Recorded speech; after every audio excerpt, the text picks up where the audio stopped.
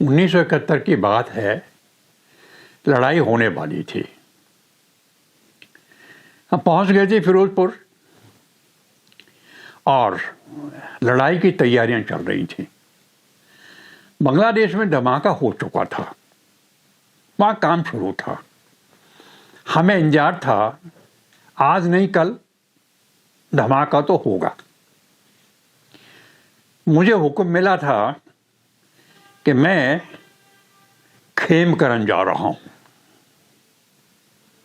खेमकरन 65 की लड़ाई का बहुत बड़ा बैटिंग ग्राउंड रहा था।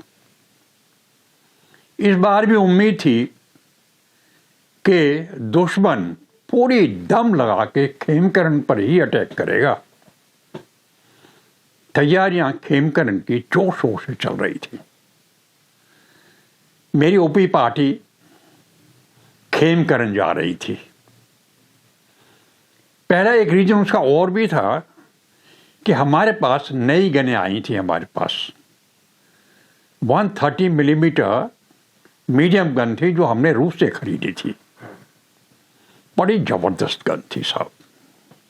उस वक्त का, जैसे अभी आप शोर सुनते हैं, ये मिसाइल वो मिसाइल और ये फलाना, तब उसका नाम था। रेंज था 30 किलोमीटर और गोले का वजन था 30 किलो। गोला फटता था, सच मानिए धरती हिलती थी। इसलिए स्पेशल डिमांड पे मैं खेमकरन जा रहा था। मेरी पार्टी तैयार थी। जब मैं पार्टी के पास पहुंचा तो मेरा एक ऑपरेटर था जमदाड़े, वो हुकरी मार के रो पड़ा। मैंने सोचा क्या हुआ, बीमार तो नहीं हो गया? उसको चुप कराया, बोला भी क्या हुआ? जमदाड़े क्या हो गया बेटे? कह रहा साहब गुरिल्ले आ गए हैं। गुरिल्ले आ गए? मैं भी हैरान।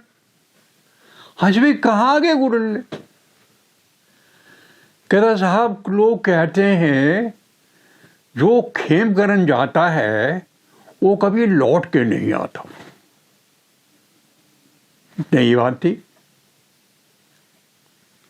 मैंने उसको समझाया अपनी पूरी पार्टी को, जब तक मैं हूं तुम में से कोई नहीं मरेगा।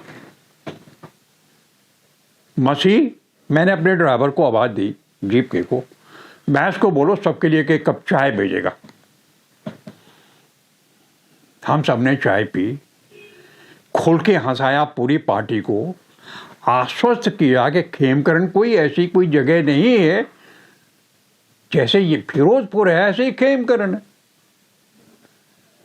खुशी खुशी हमारी पार्टी खेमकरन पहुंच गई थी। मेरी ड्यूटी थी ब्रिगेड हेडक्वार्टर में ब्रिगेड महल के साथ। मुलाकात हुई ब्रिगेड साहब से। बोलते Verma, we are heart and soul, you are my OP and my pocket.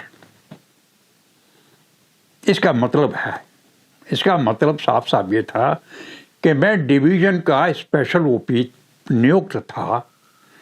Division की पूरी 72 गनें मेरे इशारे पर फायर कर सकती थी। ऑथराइज ओपी था मैं। ब्रिगेडियर महल ने कहा मैं स्पेशल ऑब्जर्वेशन ऑफिसर था, तोप खाने का वो ऑफिसर जो डिवीजन की पूरी 72 गनें एक साथ शूट कर सकता था। उसको कहते थे ऑथराइज्ड ऑब्जर्वेशन ऑफिसर। कहते पूरा डिवीजन त्याने घूम घूम के देखना है, सबसे लेजोन करना है और सारे टारगेट्स को रजिस्टर करना है। बहुत बड़ी जिम्मेदारी थी, लेकिन जिम्मेदारी बड़ी होने के साथ साथ काम बहुत मुश्किल था।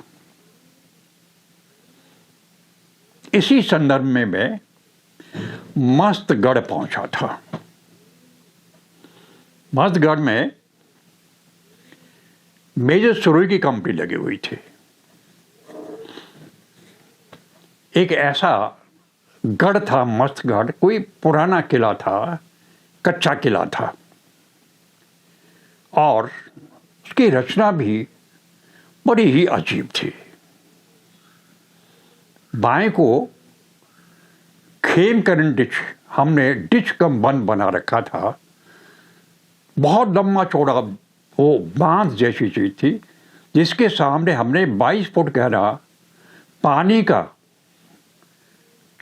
पानी का नाला बनाया हुआ था, ताकि उनके दुश्मन के टैंक अगर आए तो उसको पार नहीं कर सकते थे।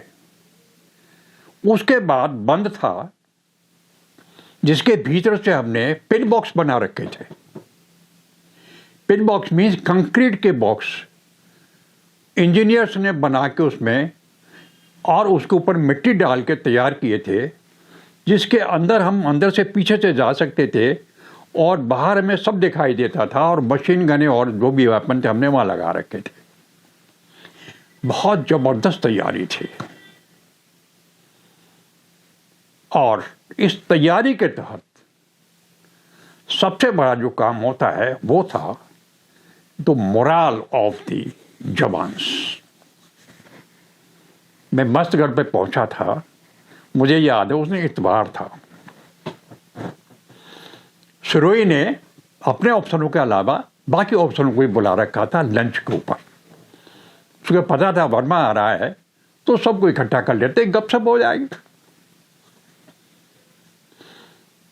और यहां मैं पहली बार उससे मिला था। हाथ मिला के उसने कहा था, आई एम कैप्टन राजेश्वर। मैंने उसको बड़े गौर से देखा था। बीच में सुरोई आ गए। वर्मा ये सबको कहता है यार कि लड़ाई होगी नहीं। मैंने उसको मुड़ के देखा, कहता हां लड़ाई होगी नहीं। बड़ा स्मार्ट ऑफिसर था, हंसमुख था, बड़ा मिलनसार था। कहते वर्मा जी लड़ाई नहीं होगी। मैं भी उलझ गया, मैं लड़ाई तो होगी। उसने तुरंत अपनी जेब से एक चेक निकाला, कहता ये 10,000 का चेक है, मैंने साइन कर रखे हैं ब्लैंक। अगर लड़ाई हो तो इनकैश कर लेना, नहीं तो मुझे 10,000 का चेक दे दो। लड़ाई नहीं हुई तो मैं इनकैश कर लूंगा। मैं हंस पड़ा। मैंने कहा मेरे पास चेक है ही नहीं। कोई बात नहीं, पहुंचा देना। मैं रख यार, चेक को रख, कोई बात नहीं। सुरोई बोला, मैंने सबको कह रखा है, मैं मर भी गया ना यहां तो मेरी लाश लड़ेगी। मैंने मुड़ गया, मैंने सर ये क्या कह रहे हो? कह रहे यार अपन तो सीधी बात करते हैं, मैंने यहां से हिलना नहीं है, चाहे जो आए चाहे जो जाए, मेजर सुरोई हिलेगा नहीं यहां से।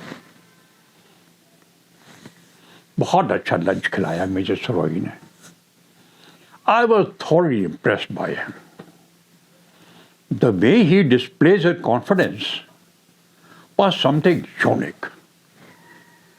और जो बात चेक वाली चली थी, और जो बात चली थी कि लड़ाई नहीं होगी,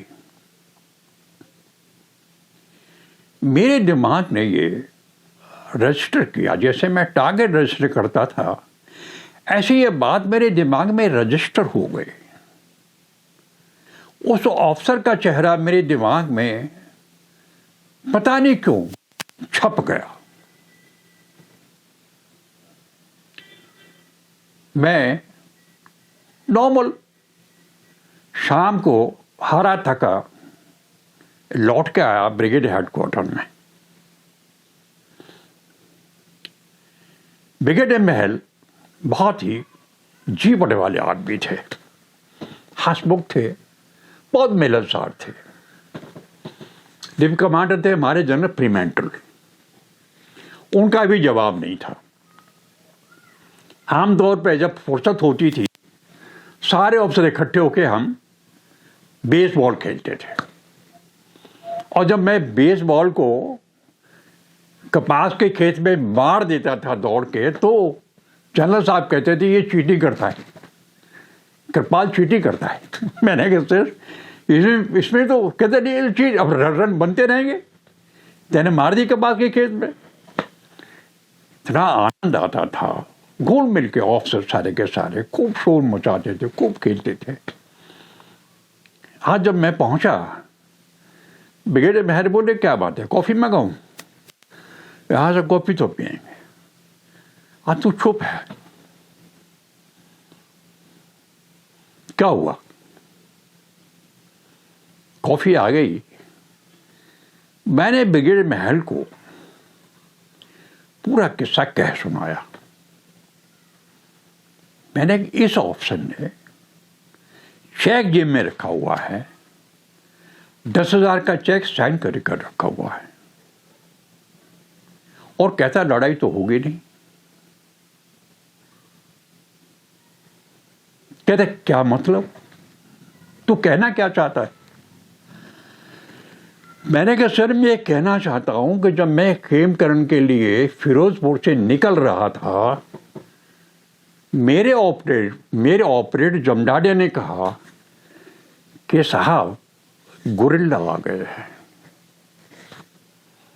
फिर उसने कहा जो खेमकरण जाता है वो लौट के नहीं आता। There is a click between these two events, propaganda. Enemy propaganda has reached to the roots. He accepted my argument. कहते तो ठीक कह रहा है। Now you don't worry, relax, be at ease. और धमाका होने से पहले, धमाका तो हुआ था, ऐसी लड़ाई 71 जैसी लड़ाई तो इतिहास में कभी लड़ी ही नहीं गई। इतनी बड़ी हमने सफलता प्राप्त की थी, दुनिया इतिहास को आज कुरेद के देखती है। सोचिए इतना बड़ा सरेंडर इतिहास में पहली घटना है। और जब उस कैप्टन को अरेस्ट किया गया था तब पता लगा था that he was a spy, जासूस था। आज की कहानी इतनी ही। नमस्कार।